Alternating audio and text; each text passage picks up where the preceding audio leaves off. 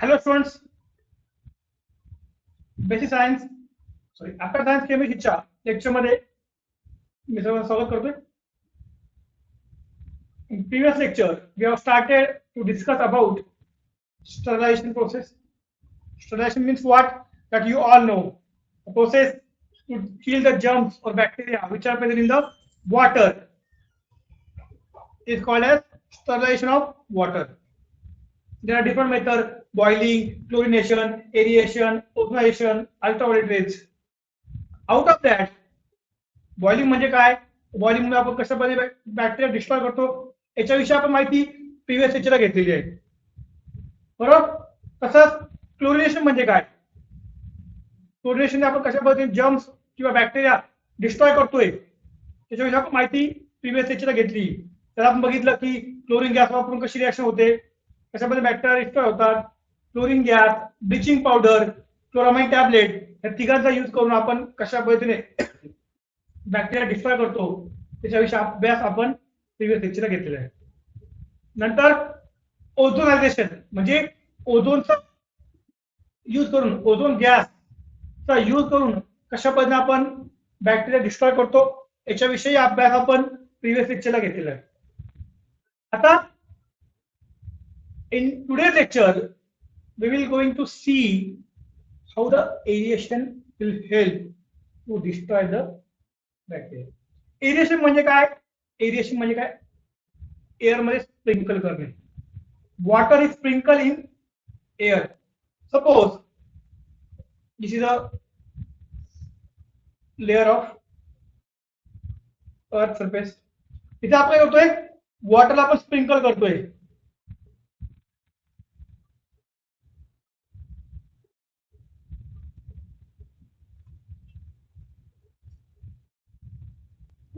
Water is sprinkled.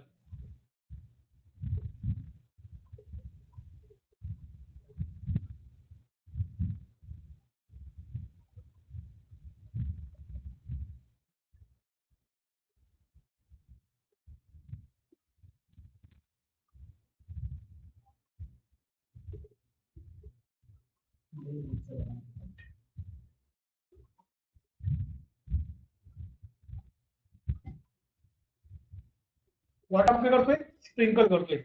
Sprinkle the water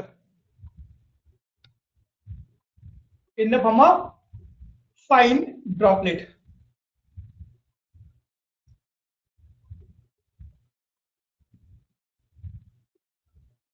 aeration मध्ये काय करतो आपण विद्यार्थी मित्रांनो?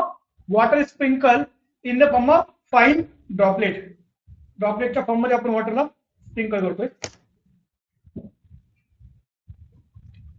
When we sprinkle that water in the form of fine droplet with the help of pressure, pressure apply करायचं आणि वॉटरला हवेमध्ये स्प्रिंकल करायचं. ज्यावेळी स्प्रिंकल करणार ते फाईन ड्रॉपलेट तयार होतील. That fine droplet come in contact with air. एअरच्या कॉन्टॅक्ट मध्ये येतील. That fine droplet come in contact with the air. When that droplet come in contact with the air, air means oxygen. That oxygen will attack on the germs. Germs वरती तो oxygen attack करणार आणि त्या जर्म्सला काही प्रमाणामध्ये तो oxidise करेल. त्याचप्रमाणे ज्यावेळेस आपण त्याला स्प्रिंकल करतो एअर मध्ये तो डायरेक्टली तुमचं जे काय वॉटर आहे जे कुठल्या फॉर्म मध्ये होतं? ड्रॉपलेटच्या फॉर्म मध्ये होतं. That water which is in the form of fine droplet that will come in contact with ultraviolet rays of sun. जी काय सूर्यापासून येणारी जी काही अल्ट्राव्हायोलेट रेज आहे त्याच्या कॉन्टॅक्ट मध्ये येतात आणि due to that ultraviolet rays germs get destroy. Due to ultraviolet rays germs get destroy. Namaste. That is how the process of aeration takes place. In the process of aeration, water is sprinkled in the air. फक्त एवढं लक्षात ठेवायचं की water आपण spray करतोय एअरमध्ये, ज्यावेळेस आपण एअरमध्ये spray करतोय त्या एअरमध्ये असलेल्या ऑक्सिजनच्या त्याला कॉन्टॅक्ट येतोय. एअरमध्ये असलेल्या ऑक्सिजनशी जेव्हा कॉन्टॅक्ट येतोय त्यावेळेस ते ऑक्सिजन काय करतं, काही प्रमाणामध्ये बॅक्टेरिया डिस्ट्रॉय करते, काही प्रमाणात बॅक्टेरिया डिस्ट्रॉय करते. त्याचप्रमाणे ज्यावेळेस आपण वॉटर स्प्रिंकल करतोय एअरमध्ये, तो कॉन्टॅक्ट मध्ये येतोय सनच्या अल्ट्राव्हायोलेट रेस सोबत, आणि त्या अल्ट्राव्हायोलेट रेस सुद्धा काही प्रमाणामध्ये तुमच्या वॉटरमध्ये असलेले जर्म्स किंवा बॅक्टेरिया डिस्ट्रॉय करत आहे. म्हणजे सिंपल मेथड, कुठे जास्त हेक्टिक प्रोसेस नाहीये, फक्त वॉटर आपण स्प्रिंकल करायचे एअरमध्ये. ज्यावेळेस आपण वॉटर स्प्रिंकल करतोय त्यावेळेस तो पहिल्या कॉन्टॅक्टमध्ये येतो एअरमध्ये असलेल्या ऑक्सिजनच्या कॉन्टॅक्ट मिळाल्यामुळे जर्म्स काय होत आहे, डिस्ट्रॉय होत आहे. आणि दुसरं जे आहे ते म्हणजे तुमचा असलेला अल्ट्राव्हायोलेट रेज. अल्ट्राव्हायोलेट रेज काय करताय, ultraviolet rays destroy the germs in the process of aeration. Simple method. वॉटरला काय केलं आपण, स्प्रिंकल केले. when we sprinkle the water it will destroy the germs with the help of oxygen which are present in the air. तो हवेमध्ये असलेला oxygen आहे त्याचा उपयोग करून ते जर्म्सला डिस्ट्रॉय करताय. त्याचप्रमाणे जी काही अल्ट्राव्हायोलेट रेज जी सन पासून येत आहे त्याचा यूज करून ते जर्म्सला काय करताय, destroy. with the help of ultraviolet rays from sun it will destroy the germs. Simple process. समजते? How the sterilization is carried out in the aviation mode. ठीक है? Next, that is ultraviolet rays. आता या ultraviolet रेजचा use तुम्ही कुठे करतात? तुम्ही बऱ्याचदा बघितलं असेल तर तुमचा जो काही स्विमिंग टँक असो, स्विमिंग पूल आपण जे म्हणतोय, त्या स्विमिंग पूल मध्ये आपण असं म्हटलं की स्विमिंग पूल आहे, त्या स्विमिंग पूलची वॉल असते, इथे वॉटरच्या खाली एक लॅम्प असतो, युव्ही लॅम्प म्हणतो त्याला. युव्ही लॅम्प इथे आपण सेट केला असो on the side wall of swimming tank. UV lamp आपण तिथे प्लेस केला असतो. म्हणजे तुमच्या स्विमिंग टँकची जी साइड वॉल असते त्या साइड वॉल मध्ये युव्ही लॅम्प आपण प्लेस केला असतो. बरेच जण म्हणतात की तिथं लाईट यावं म्हणून यूज करतोय. आता युव्ही लॅम्पचा मेन रोल काय आहे विद्यार्थी मित्रांनो, ज्यावेळेस त्या जर्म्स वरती अल्ट्राव्हायोलेट रेज आपण बंबार्ड करतोय, when that ultraviolet rays strike to the germs, bacteria, the bacteria get destroyed due to ultraviolet rays.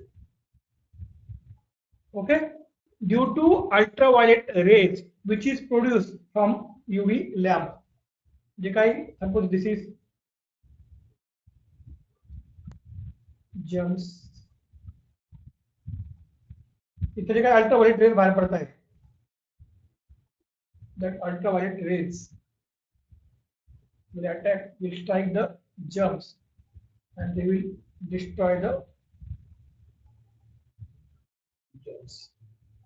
UV lamp काय करताय, त्या जर्म्सला डिस्ट्रॉय करताय, किल करताय. UV lamp will destroy to kill the germs. ठीक है? And due to that water become sterile. That is how the sterilization process is carried out by using ultraviolet rays. Ultraviolet rays चा use करून आपण sterilization process carry out करतो. I hope all of you understood the method of sterilization of water. आपण 5 method बघितल्या विद्यार्थी मित्रांनो, shortly revise करतोय बघा. पहिली आपण बघितली बॉइलिंग, वॉटर बॉईल करतोय. दुसरी आपण बघितली क्लोरिनेशन, तर आपण क्लोरीन गॅसचा वापर करतोय, क्लोरामाइन टॅब्लेटचा यूज करतोय किंवा ब्लिचिंग पावडरचा यूज करतोय. आणि वॉटरमध्ये असे जर्म्स आपण ऑक्सिडाइज करतोय. तिसरी मेथड आपण बघितली, आपण ओझोन गॅस वापरला. ओझोन गॅस मध्ये असलेला जो काही ओझोन आहे तो ब्रेक होतोय, त्यातनं ऑक्सिजन आणि नॅसेंट ऑक्सिजन मिळतोय. तो नॅसेंट ऑक्सिजन काय करतोय, जर्म्सला डिस्ट्रॉय करतोय. चौथी मेथड आपण बघितली, एरिएशन. वॉटर आपण काय करतोय, स्प्रिंकल करतोय एअर मध्ये. when we sprinkle that water in air, oxygen which is present in the air and ultraviolet rays will destroy the germs or bacteria. आणि लास्ट मध्ये होती तुमचा अल्ट्राव्हायोलेट रेज. जे स्विमिंग टँक मध्ये आपण बघतो, स्विमिंग टँकच्या ज्या साईडचे ज्या वॉल असतील, त्या साईड वॉलला आपण लॅम्प फिक्स केला असतो, युव्ही लॅम्प. तर युव्ही लॅम्प मधनं जे अल्ट्राव्हायोलेट रेज बाहेर पडताय ते बॅक्टेरियाला डिस्ट्रॉय करताय, वॉटर करताय sterile. This is the method to kill the bacteria, that is method of sterilization of water. ठीक आहे, इथे आपली ट्रीटमेंट ऑफ पोटेबल वॉटर इथे टॉपिक संपलेला आहे. नेक्स्ट आपण बघणार आहोत ट्रीटमेंट ऑफ सी वॉटर. समुद्राचं जे पाणी म्हणतो आपण, ते कशा पद्धतीने आपण त्याला ट्रीटमेंट करतोय.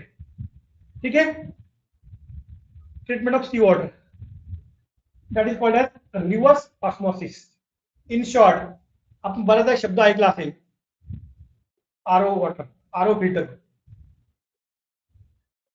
आरओ फिल्टर, आरओ म्हणजे काय, रिव्हर्स ऑस्मोसिस. रिव्हर्स ऑस्मोसिस म्हणजे कसं होतं ते आपण समजून घेऊयात. पहिले ऑस्मोसिस म्हणजे काय हे समजून घेऊयात, मग रिव्हर्स ऑस्मोसिस म्हणजे काय हे आपण समजून घेऊयात. पहिली गोष्ट, ऑस्मोसिस म्हणजे काय. Before we discuss about osmosis, we must know what is mean by solutes, what is mean by solvent. Solute म्हणजे काय, सॉल्व्हेंट म्हणजे काय, हे तुम्हाला माहित असतं पाहिजे. ते आपण शिकलोय.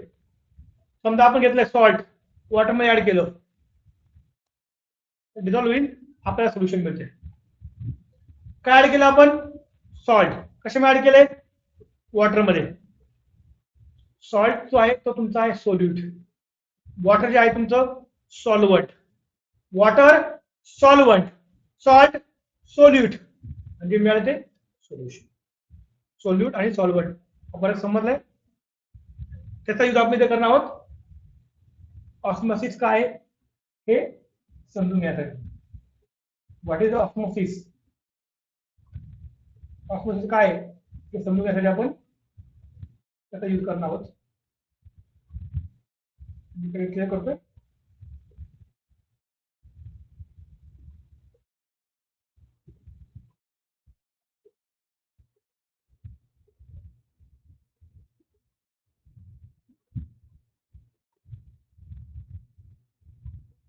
पहिली गोष्ट आपण ऑस्मोसिस म्हणजे काय बघूयात. समजा ऑस्मोसिस म्हणजे काय हे समजून घ्यायचं. पहिले सोल्यूट आणि सॉल्व्हंट मी पुन्हा हायलाइट करतोय. सोल्यूट म्हणजे सॉल्ट, ते तुम्ही ऍड केले वॉटर मध्ये आणि तुम्हाला मिळतं जे दॅट इज सोल्युशन. ठीक आहे. Now what is mean bye osmosis. Osmosis मध्ये काय होतंय, ज्यावेळेस दोन वॉटर ज्याचं कॉन्सन्ट्रेशन डिफरंट आहे, म्हणजे काय, त्या वॉटर मध्ये असलेलं सॉल्टचं प्रमाण वेगळी. समजा असं म्हणूयात, एक टँक आहे ज्यात आपण घेतले C water.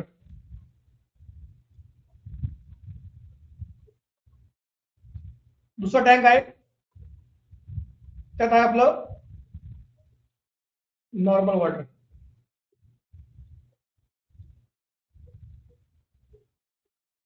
We can say river water, पाणी जे कसं आहे लेस सॉल्टी. म्हणजेच काय, त्याचं कॉन्सन्ट्रेशन कसं आहे लेस कॉन्सन्ट्रेटेड.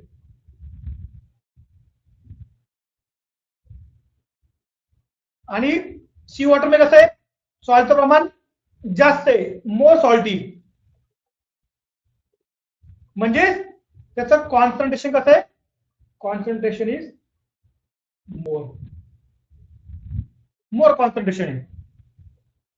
आणि दोन्ही जे वॉटर आहे, सी वॉटर आणि नॉर्मल वॉटर, जर आपण एका लेअरने सेपरेट केले, I will use different color.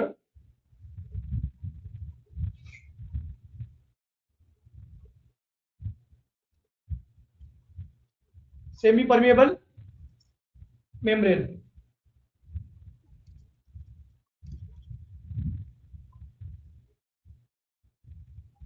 हा एक मध्ये लेअर दिसतो तुम्हाला, दॅट इज सेमी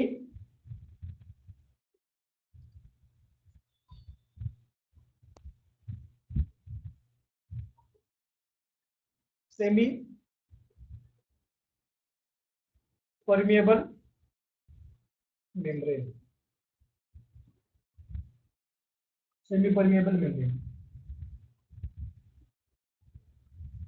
आता सेमी परमिएबल मेम्ब्रेन म्हणजे काय, की त्या मेम्ब्रेन मधनं फक्त सॉल्व्हंट मूव्ह करते, सोल्यूट मूव्ह करत नाही.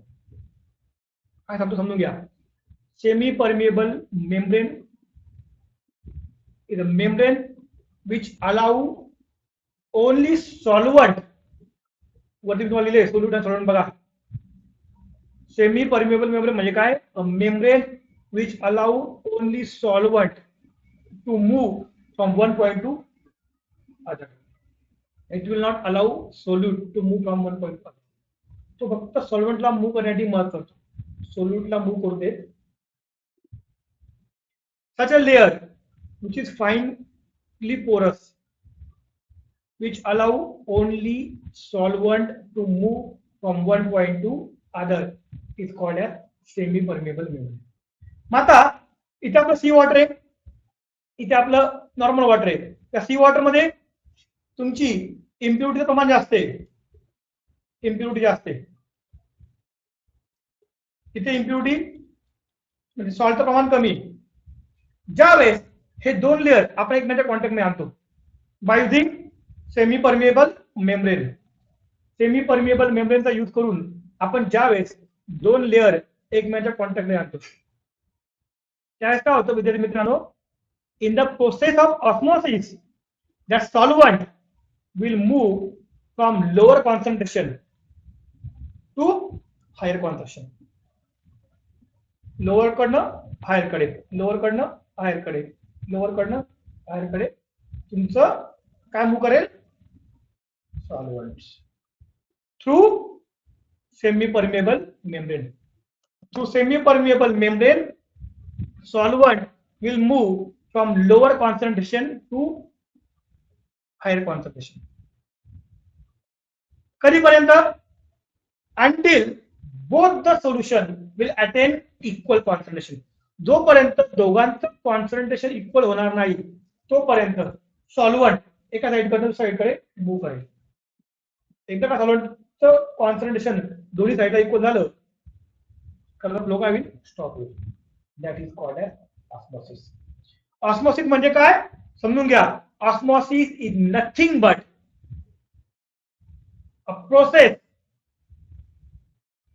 in which solvent will move from lower concentration side.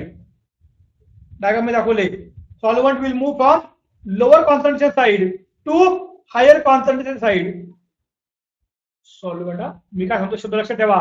Solvent will move from lower concentration side to higher concentration side through semi permeable membrane until both the solution will attain equal concentration. जोपर्यंत दोन्ही solution equal concentration attain करत नाही तोपर्यंत तो काय करेल, move करेल. That is called as osmosis. Osmosis is the process of flow of solvent from lower concentration to higher concentration side until both will attain equal concentration. The flow of solvent from lower concentration to higher concentration through semi-permeable membrane. That is called as osmosis. त्याला काय म्हणतो आपण, osmosis म्हणतो. मग ही semi permeable membrane जी आहे ती कशापासून बनलेली असती. That semi permeable membrane is made up of material that is polyamide. Polyamide, aromatic amide म्हणजे एरमाइड्स,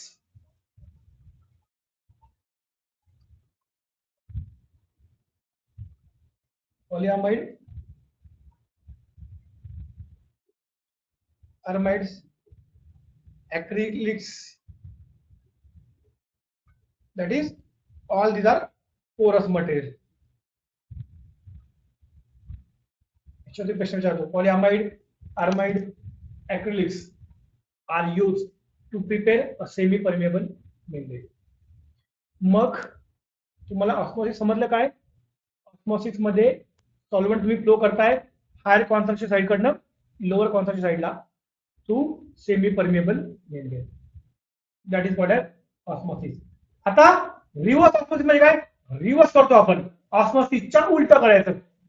बघा ही डायग्राम मध्ये दिसते, हा तुमचा सेमी परमिएबल मेम्ब्रेन आहे. This is your semi permeable membrane.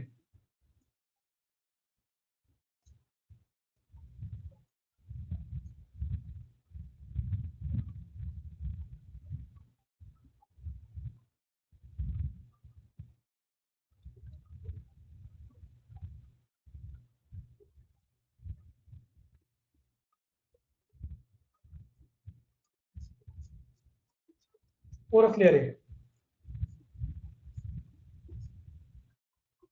आता या सेमी परमिएबल मेम्ब्रेन मध्ये काय होतं, ज्या वेळेस आपले जे काय सपोज दिस इज इथे जास्त इम्प्युरिटी दाखवते, ते आपलं सी वॉटर आहे, जे आपलं रिव्हर वॉटर म्हणूयात. आपण काय करतोय, in the process of reverse osmosis we will apply pressure from higher concentrated side. This is a piston which apply pressure. Higher concentrated side जो water है, इधर आपण क्या करतो, pressure apply करतो है. Pressure equal to osmotic pressure. Osmotic pressure काय आहे ते कसं आहे, जास्त डिटेल मध्ये तुम्हाला याची गरज नाही. That is not included in your syllabus curriculum मध्ये. तुला आता प्रोसेस समजून घ्यायची. ज्या वेळेस तुम्ही हायर कॉन्सन्ट्रेटेड साइडला प्रेशर अप्लाय करतात, त्यावेळेस काय होतं, तुमचं जे काय वॉटर आहे म्हणजे तुमचं सॉल्व्हंट जे आहे ते रिव्हर टाइप्सनी फ्लो करतं from higher side to lower side, आणि तुमचं सॉल्ट तिथं जमा होतं. सॉल्ट तिथे जमा होतं, हाय तिथे सॉल्ट थांबतंय. Only water will move from higher concentrated side to lower concentrated side. That means reverse flow of water from higher concentrated side to lower concentrated side takes place due to applying the pressure from higher concentrated side. That is called as reverse osmosis. Osmosis च्या उलट होतंय, reverse होतंय, म्हणून reverse osmosis. Osmosis म्हणजे काय तुम्ही बघितलंय, osmosis मध्ये काय होतं, लोअर साइड कडनं हायर साइडला वॉटर मूव्ह करतंय नॉर्मली, लोअर साइड कडनं हायर साइडला सॉल्व्हंट मूव्ह करतंय in the process of osmosis.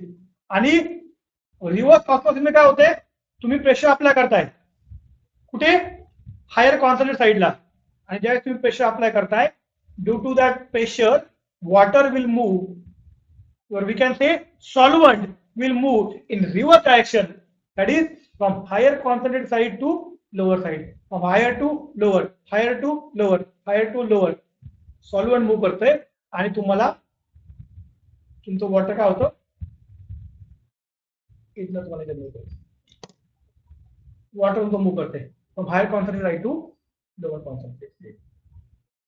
That is the process of osmosis. तुम्हाला मी एक व्हिडिओ तुम्हाला पाठवतो, एक तुमच्या लिंक जो ग्रुप आहे आपला, त्या ग्रुपवरती एक व्हिडिओ तुम्हाला पाठवेल कशा पद्धतीने ऑस्मोसिसची प्रोसेस होते. समजले?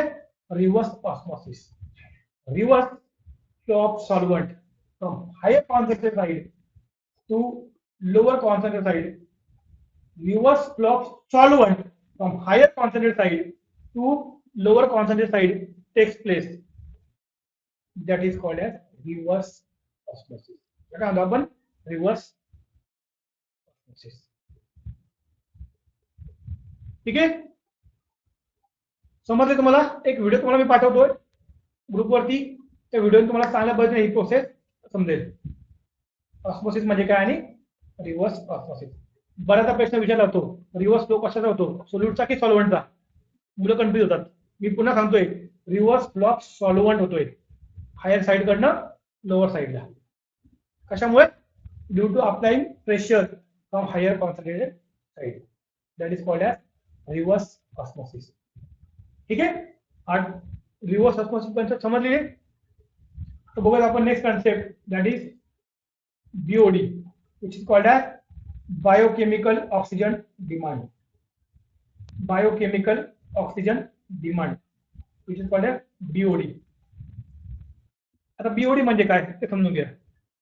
बऱ्याचदा काय होतं की तुमच्या वॉटरमध्ये जर काही इम्प्युरिटी ऍड झाली, वॉटरमध्ये जर काही इम्प्युरिटी ऍड झाली, ती इम्प्युरिटी काय करते? इम्प्युरिटी कुठल्या फॉर्मची असेल, ऑर्गॅनिक इम्प्युरिटी म्हणा, ती ऑर्गॅनिक इम्प्युरिटी जर वॉटरमध्ये ऍड झाली, वॉटरमध्ये काय बॅक्टेरिया असतात. बॅक्टेरिया कोणते? दोन टाईपचे बॅक्टेरिया असतात, तुम्ही शिकला स्कूलमध्ये, एरोबिक बॅक्टेरिया आणि एनारोबिक बॅक्टेरिया. एरोबिक बॅक्टेरिया म्हणजे काय? A bacteria which require oxygen for the decomposition of organic matter. जे ऑक्सिजनचा यूज करून वॉटरमध्ये असलेली काही इम्प्युरिटी, जे काही ऑर्गॅनिक मॅटर आहे, ते डिकम्पोज करतात, त्या ब्रेक करताय, आणि त्यात ते एनर्जी जनरेट करताय, नंतर फूड ते मिळवत आहे. कोण? बॅक्टेरिया. म्हणजे बॅक्टेरिया पाण्यामध्ये असलेल्या ऑक्सिजनचा उपयोग करून, मी काय सांगतो बघा, जे बॅक्टेरिया पाण्यामध्ये असलेल्या ऑक्सिजनचा उपयोग करून पाण्यामध्ये असलेली काही इम्प्युरिटी होती, ऑर्गॅनिक इम्प्युरिटी, तिला डिकम्पोज करताय, तिला ब्रेक करताय, आणि त्यांची एनर्जी मिळवत आहे, त्यांचं फूड मिळवत आहे, त्याला म्हणतो आपण aerobic bacteria. Aerobic bacteria with the help of air, with the help of oxygen which is present in the water, decompose the organic matter and generate their energy, generate their food. त्याची energy मिळाली, food मिळालं, त्यांची काय होते? Growth होते बॅक्टेरियाची. त्यासाठी काय करता? पाण्यामध्ये असलेला ऑक्सिजन यूज करताय. कोणते बॅक्टेरिया? Aerobic bacteria.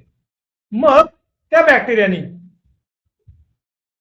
पाण्यामध्ये असलेल्या ऑर्गॅनिक मॅटरला डिकम्पोज करण्यासाठी किती एअर यूज केला, त्याचं प्रमाण सांगणारी टर्म म्हणजे काय? तुमची बायोकेमिकल ऑक्सिजन डिमांड. त्या बॅक्टेरियाने पाण्यामध्ये असलेला ऑर्गॅनिक मॅटर डिकम्पोज करण्यासाठी पाण्यामधला किती ऑक्सिजन यूज केला, ही सांगणारी टर्म म्हणजे काय? तुमची biochemical oxygen demand. It is amount of free oxygen required in water by काय? aerobic bacteria. कशासाठी? to consume or to decompose organic matter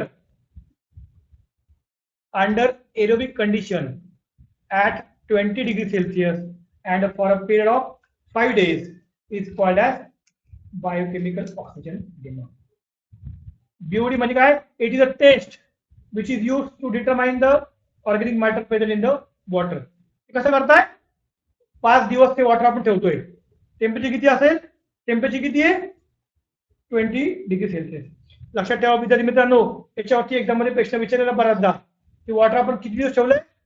5 days. Temperature किती आहे? 20 डिग्री सेल्सिअस. 20 डिग्री सेल्सिअसला 20 डिग्री सेल्सिअसला आपण 5 दिवस ते वॉटर ठेवतोय.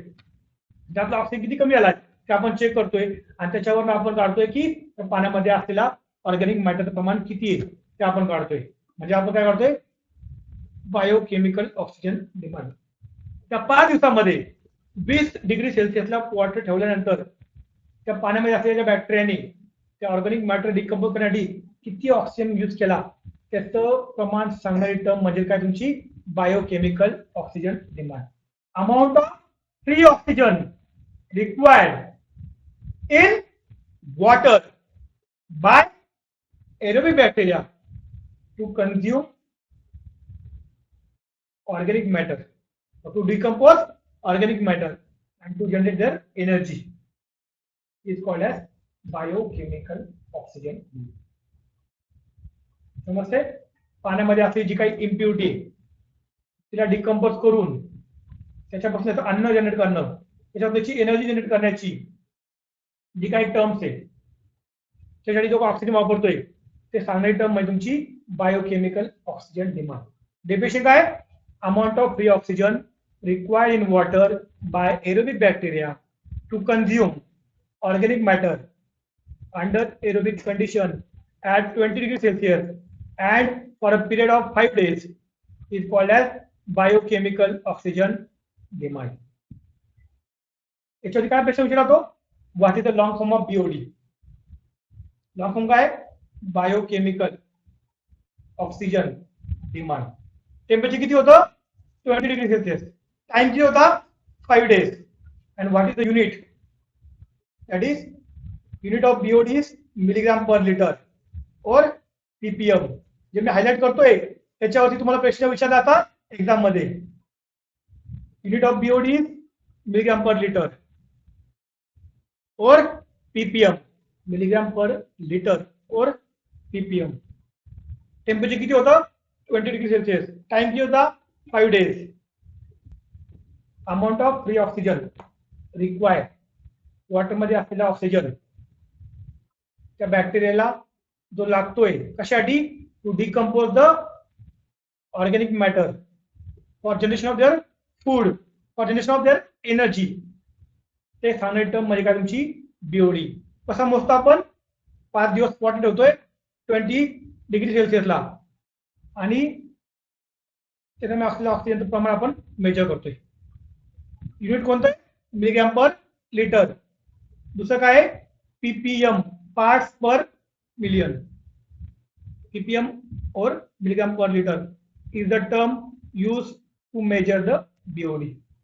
BOD test is useful in sewage treatment as it indicates the amount of decomposable organic matter in sewage. ठीक आहे? BOD समजलंय? आता बघूयात आपण next term, that is COD. COD म्हणजे काय? Chemical oxygen demand. म्हणजे काय? It is a measurement of amount of oxygen required for chemical oxidation of organic matter. जर पाण्यामध्ये काही इम्प्युरिटी ऍड केली आपण, इम्प्युरिटी असेल, कुठली इम्प्युरिटी आहे? ऑर्गॅनिक इम्प्युरिटी असेल, मग त्याच्यामध्ये मे बी हायड्रोकार्बन असेल, नायट्रोजन असेल, सल्फर असेल. हायड्रोकार्बन म्हणजे काय? हायड्रोकार्बन म्हणजे काय? हायड्रोकार्बन म्हणजे काय? हायड्रोकार्बन म्हणजे काय? हायड्रोजन आणि ऑक्सिजन किंवा नायट्रोजनची इम्प्युरिटी असेल किंवा सल्फरची इम्प्युरिटी असेल, म्हणजे काय? हायड्रोजनची इम्प्युरिटी त्याला ऑक्सिजन कन्वर्ट करतं H2O च्या फॉर्म मध्ये. जी काय ऑक्सिजन इम्प्युरिटी असेल, जी कार्बनची इम्प्युरिटी असेल, सॉरी कार्बनची जी काही इम्प्युरिटी असेल तर ऑक्सिजन कन्वर्ट करतंय कार्बन डायऑक्साइडच्या फॉर्म मध्ये. जी नायट्रोजनची इम्प्युरिटी प्रेझेंट आहे त्याला ऑक्सिजन काय करतं? नायट्रोजन ऑक्साईडच्या फॉर्म मध्ये कन्वर्ट करतं.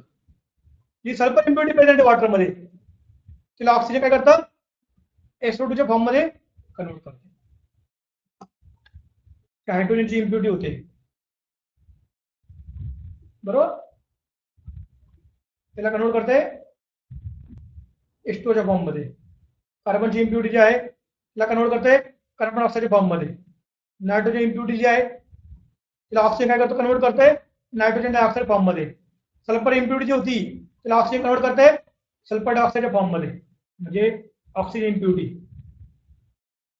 म्हणजे हायड्रोजन इम्प्युरिटी असेल, कार्बनची इम्प्युरिटी असेल, नायट्रोजनची इम्प्युरिटी असेल, सल्फरची इम्प्युरिटी असेल, जी काही इम्प्युरिटी असेल in the form of oxygen, sorry in the form of carbon, in the form of hydrogen, in the form of nitrogen, in the form of sulphur. Hydrogen, carbon, nitrogen आणि सल्फरच्या form मध्ये जी काही impurity present आहे त्या इम्प्युरिटीला oxygen काय करते? Convert करते कशामध्ये? Oxide form मध्ये. Carbon dioxide, nitrogen dioxide, sulphur dioxide. मग ह्या कन्व्हर्जन साठी जो काही ऑक्सिजन लागलाय ती सांगणारी टर्म म्हणजे काय? तुमची chemical oxygen demand. It is a measurement of amount of oxygen required for chemical oxidation of organic matter in sewage. Sewage water. Oxygen किती लागला कशाला कार्बनला ऑक्सिजन मध्ये कन्वर्ट करण्यासाठी कार्बनला कार्बन डायऑक्साइड मध्ये कन्वर्ट करण्यासाठी नायट्रोजनला नायट्रोजन ऑक्साइड मध्ये कन्वर्ट करण्यासाठी NO2 form मध्ये कन्वर्ट करण्यासाठी सल्फरला सल्फर ऑक्साइड फॉर्म मध्ये कन्वर्ट करण्यासाठी जो काय ऑक्सिजन लागलाय the chemical oxygen demand means oxygen required for chemical decomposition is called as chemical oxygen demand. किती लागलाय त्याच्यावर मला कळतं की किती इम्प्युरिटी प्रेझेंट आहे. Higher the COD means greater is the amount of organic matter present. जेवढी सीओडी जास्त लागेल जेवढं ऑक्सिजन जास्त लागेल तेवढं ऑर्गॅनिक मॅटर जास्त आहे. थोडक्यात काय तुमच्या वॉटरमध्ये जेवढं ऑर्गॅनिक मॅटर जास्त असेल तुमच्या वॉटरमध्ये जेवढं ऑर्गॅनिक मॅटर जास्त असेल तेवढं तुम्हाला ऑक्सिजन जास्त लागेल. जेवढं ऑर्गॅनिक मॅटर कमी असेल तेवढं ऑक्सिजन कमी लागेल. जेवढं ऑर्गॅनिक मॅटर कमी तेवढं ऑक्सिजन कमी लागेल. जेवढं ऑर्गॅनिक मॅटर जास्त तेवढं ऑक्सिजन जास्त लागेल. Higher the organic matter higher the oxygen required. Lower the organic matter lower the oxygen required. म्हणजे COD is an indicator to measure the organic matter present in the water. COD काय करतो आपण तुमच्या वॉटरमध्ये किती oxygen किती organic matter present आहे हे सांगण्यासाठी आपण याचा यूज करतो. तुमच्या वॉटरमध्ये किती ऑर्गॅनिक मॅटर प्रेझेंट आहे हे सांगणारी टर्म म्हणजे काय सीओडी. जेवढं ऑर्गॅनिक मॅटर जास्त तेवढं ऑक्सिजन जास्त लागणार तेवढी सीओडीची व्हॅल्यू जास्त असेल. जेवढं ऑर्गॅनिक मॅटर कमी असेल तेवढं ऑक्सिजन कमी लागेल त्याला डिकम्पोज करण्यासाठी आणि तेवढं तुमचं सीओडीची व्हॅल्यू कमी येणार आहे. समजते सीओडी आणि बीओडी दोन टर्म आपण शिकलोय. बीओडी म्हणजे काय बायोलॉजिकल ऍक्ट म्हणजे त्या बॅक्टेरियाला किती ऑक्सिजन लागणार ते सांगणारी टर्म म्हणजे बीओडी. सीओडी म्हणजे काय तुमच्या पाण्यामध्ये असलेला ऑक्सिजन तुमच्या ऑर्गॅनिक मॅटरला डिकम्पोज करण्यासाठी किती ऑक्सिजनचा यूज केला जातो for chemical oxidation of organic matter. How much oxygen is required that term is chemical oxygen. For biological decomposition how much oxygen is required that is BOD. समजते बॅक्टेरियाचा use करून decompose करण्यासाठी जेवढा oxygen लागतोय ती सांगणारी term म्हणजे काय BOD. आणि केमिकल डिकम्पोजिशन करण्यासाठी ऑर्गॅनिक मॅटरचा जेवढं ऑक्सिजन लागते ती सांगणारी टर्म म्हणजे तुमची सीओडी. सीओडी आणि बीओडी हे इंडिकेटर आहे to measure the impurity present in the water. ठीक आहे समजते बीओडी आणि सीओडी म्हणजे काय. नेक्स्ट लेक्चर आपण बघणार आहोत problems based on water topic. काही प्रॉब्लेम्स जर विचारले तुम्हाला माहिती असले पाहिजे कुठले कुठले युनिट आपण वापरतोय to measure the hardness. Unit कोणते कोणते आणि त्याच्यावरती कुठले कुठले एक्झाम्पल विचारतात याच्याविषयी माहिती आपण घेऊया नेक्स्ट लेक्चरला.